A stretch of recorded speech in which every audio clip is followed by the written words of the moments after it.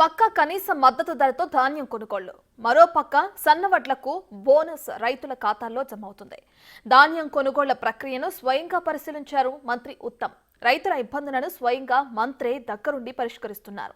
ధాన్యం ధరతో పాటు బోనస్ ఖాతాల్లో జమ అవుతుండటంతో ఈసారి రైతుల ఆనందం డబుల్ అయింది.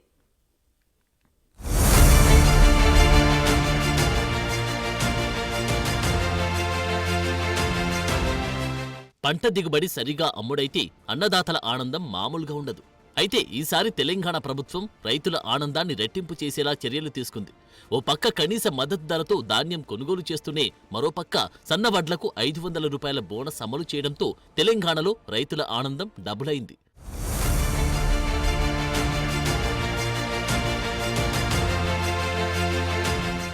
అయితే పలు ధాన్యం కొనుగోలు కేంద్రాల్లో కొందరు రైతులు ఇబ్బందులు ఎదుర్కోవడంతో మంత్రి ఉత్తమ్ రైతు సమస్యలపై ఫోకస్ చేశారు. ధాన్యం కొనుగోలు కేంద్రాలను ఆకస్మికంగా తనిఖీలు చేశారు ఉత్తమ్ కుమార్ రెడ్డి. కొనుగోలు కేంద్రానికి చేరుకున్న మంత్రి ఉత్తమ్ని చూసి అవాక్కయ్యారు రైతులు. ధాన్యం దిగుబడి బాగా వచ్చిందంటూ మంత్రి ఉత్తమ్కు చెప్పారు రైతులు. ధాన్యం కొనుగోలుపై రైతులను ఆరా తీశారు మంత్రి. సమయానికి లారీలు రావడం లేదంటూ మంత్రికి ఫిర్యాదు చేశారు. దీంతో తక్షణం స్పందించి ఉన్నతాధికారులతో ఫోన్లో మాట్లాడారు. ట్రాన్స్పోర్ట్లో జాప్యం తగదని అధికారులకు హితవు పలికారు. తేమ శాతం యంత్రాన్ని పరిశీలించి ఇతర ఏర్పాట్లపై రైతులను స్వయంగా అడిగి తెలుసుకున్నారు మంత్రి ఉత్తమ్.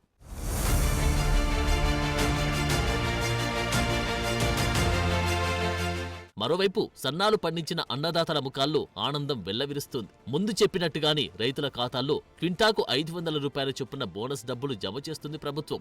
ఇవాళ పలు జిల్లాల రైతుల ఖాతాల్లో బోనస్ డబ్బులు జమ అయ్యాయి. ఇందుకు సంబంధించిన రైతుల ఫోన్లకు సందేశాలు వస్తున్నాయి.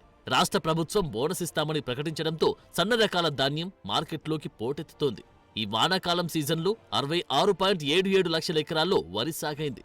గతానికి భిన్నంగా దొడ్డు రకాల సాగు తగ్గి సన్నాల సాగు పెరిగింది. సన్నాలకు సర్కార్ బోనస్ ప్రకటించడంతో వీటి సాగు గతంతో పోలిస్తే ఏకంగా 61% పెరిగింది.